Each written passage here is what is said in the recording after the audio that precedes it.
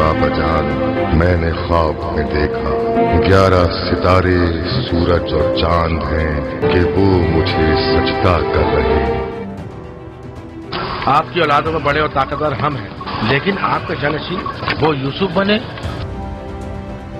जो जो वक्त गुजरता जा रहा है उसकी याद में मजीद इजाफा होता जा रहा है। मुझे डर है कि कहीं पागल न हो जाऊं।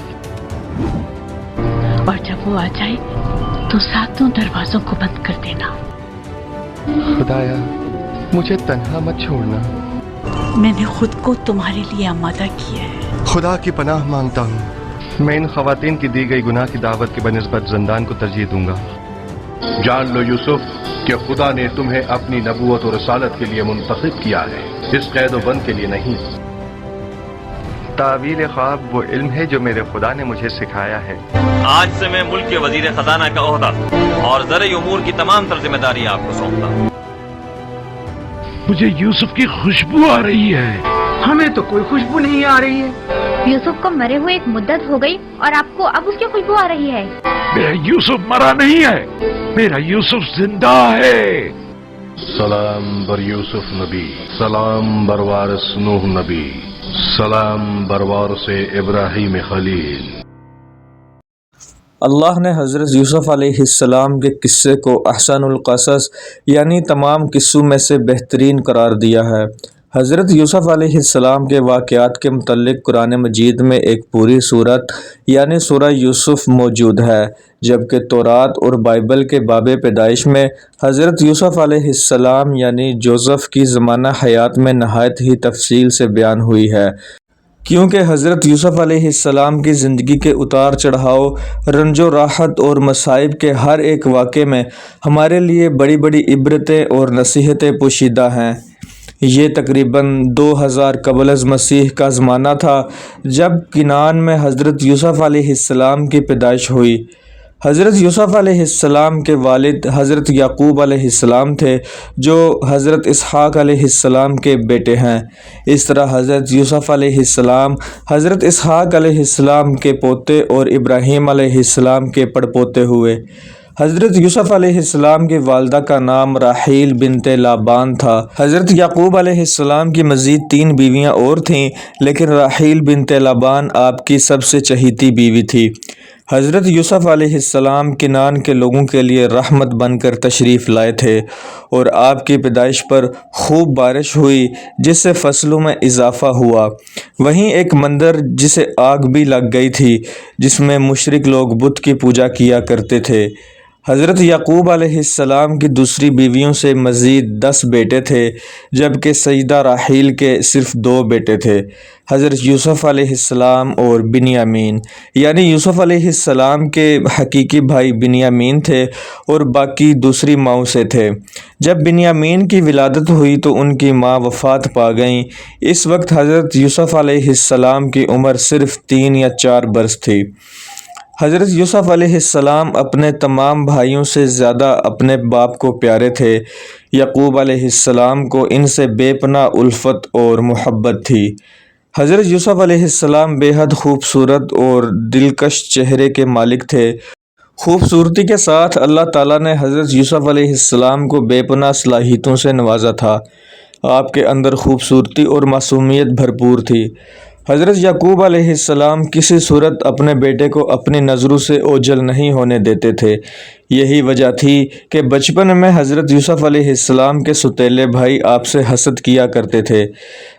बहरहाल हज़रत यूसुफ़ अलैहिस्सलाम की उम्र मुबारक जब 7 बरस हुई तो एक रात आपने एक ख्वाब देखा जिसमें 11 सितारे, चाँद और सूरज आपको सजदा कर रहे हैं।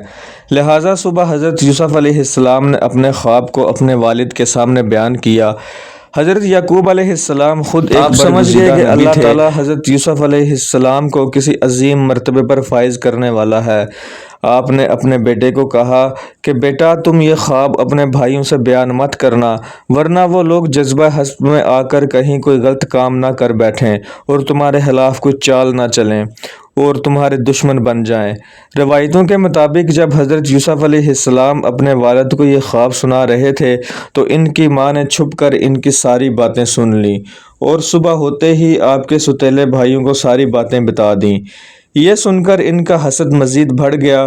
ان کو یہ ذرا گوارا نہ ہوا کہ ان کا سوتیلا بھائی شان و مرتبہ میں ان سے آگے بڑھ جائے، لہٰذا ان لوگوں نے حضرت یوسف علیہ السلام کو ان کے والد سے جدا کرنے کا فیصلہ کر لیا۔ اگلے دن تمام بھائی یعقوب علیہ السلام کی خدمت میں حاضر ہوئے اور اجازت مانگی کہ یوسف کو اپنے ساتھ جنگل لے جانا چاہتے ہیں تاکہ دن بھر ہم سارے بھائی مل کر وہاں بکریاں چرائیں اور خوب کھیل و تفریح کریں۔ یعقوب علیہ السلام نے پہلے تو انکار کر دیا، لیکن ان کے زیادہ اصرار کرنے پر اجازت دے دی۔ تمام بیٹوں نے وعدہ کیا کہ ہم یوسف کا مکمل خیال رکھیں گے اور شام تک صحیح و سلامت گھر واپس آ جائیں گے۔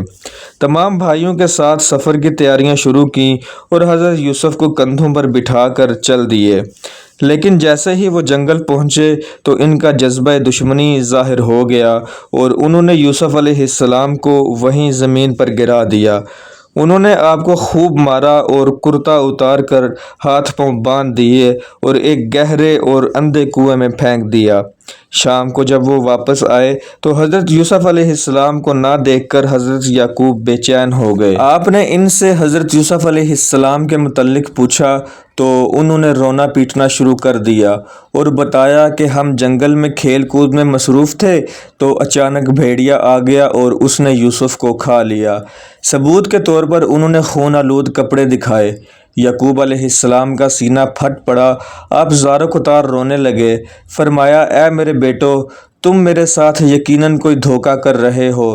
بھلا یہ بھیڑیا کتنا عقل مند اور سمجھدار تھا کہ اس نے یوسف کو تو کھا لیا لیکن اسی قمیض کو کہیں سے نہیں کھایا اور قمیض کو صحیح سالم چھوڑ دیا۔ بیٹوں کے پاس اس کا کوئی جواب نہ تھا۔ ادھر یوسف علیہ السلام 3 دنوں تک کنویں میں بیٹھے رہے۔ صبح شام حضرت جبریل آتے اور آپ کو مطمئن کرتے کہ پریشان نہ ہوں، فتح آپ کی ہوگی اور حق غالب آ کر رہے گا۔ اللہ کی قدرت یہ ہوئی کہ ایک صبح ایک قافلہ مصر جا رہا تھا۔